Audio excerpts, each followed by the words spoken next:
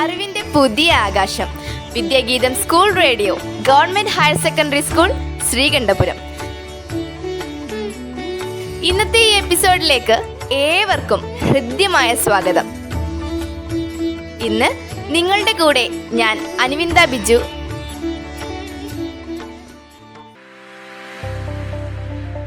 എല്ലാ വർഷവും ഏപ്രിൽ 25 ആചരിക്കുന്ന ലോക മലേറിയ ദിനം മലേറിയ അവസാനിപ്പിക്കുന്നതിനുള്ള ആഗോള ശ്രമങ്ങളെയും മലേറിയ നിയന്ത്രണത്തിനും നിർമ്മാർജ്ജനത്തിനും ആവശ്യകത ഉയർത്തിക്കെട്ടുന്നതിനുള്ള ഒരു അവസരമാണ്. ആഗോളതലത്തിൽ 106 രാജ്യങ്ങളിലായി 3.3 ബില്യൺ ആളുകൾ മലേറിയ ഭീഷണിയിലാണ്. 2012 മലേറിയ 6,27,000 മരണങ്ങൾക്ക് കാരണമായി. കൂടുതലും ആഫ്രിക്കൻ കുട്ടികളിൽ. ഏഷ്യ, ലാറ്റിൻ അമേരിക്ക, ഒരു പരിധിവരെ മിഡിൽ ഈസ്റ്റ്, യൂറോപ്പിന്റെ ചില ഭാഗങ്ങൾ എന്നിവയും മലേറിയ ഭീഷണിയിൽ തന്നെ. കൊതുകുകൾ വഴി മനുഷ്യരിലേക്ക് പടരുന്ന മാരകമായ രോഗമാണ് മലേറിയ. ഉഷ്ണമേഖലാ രാജ്യങ്ങളിൽ ഇത് കൂടുതലായി കാണപ്പെടുന്നു. ഇത് തടയുവാനാവുന്നതും ഭേദമാക്കാനാവുന്നതുമാണ്. ഇതൊരു വ്യക്തിയിൽ നിന്ന് മറ്റൊരാളിലേക്ക് പകരില്ല. പനി, വിറയൽ, തലവേദന എന്നിവയാണ് നേരിയ ലക്ഷണങ്ങൾ. ക്ഷീണം, ആശയക്കുഴപ്പം, അപസ്മാരം, ശ്വസിക്കാൻ ബുദ്ധിമുട്ട് എന്നിവയാണ് ഗുരുതരമായ ലക്ഷണങ്ങൾ.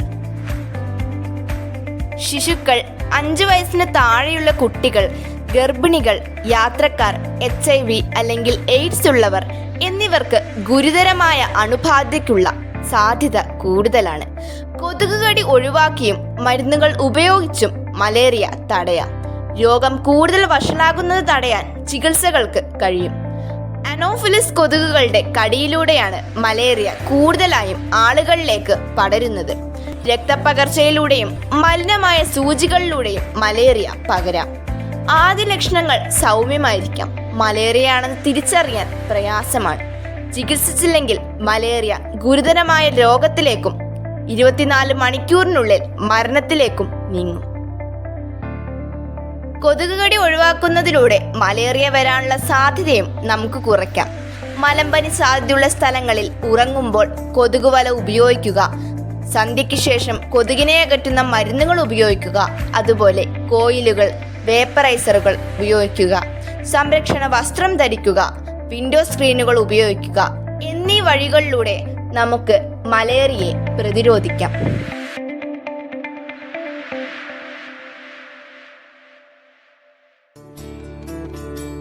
ഇതോടെ ഇന്നത്തെ എപ്പിസോഡ് ഇവിടെ അവസാനിക്കുകയാണ്. ശബ്ദ സംയോജനം, നിർവഹണം രാജീവ് MK. പ്രിയ ശ്രോതാക്കളെ, നിങ്ങൾക്ക് ഏവർക്കും ശുഭദിനം ആശംസിച്ചുകൊണ്ട് പുതിയൊരു എപ്പിസോഡിൽ കാണും വരെ നന്ദി, നമസ്കാരം.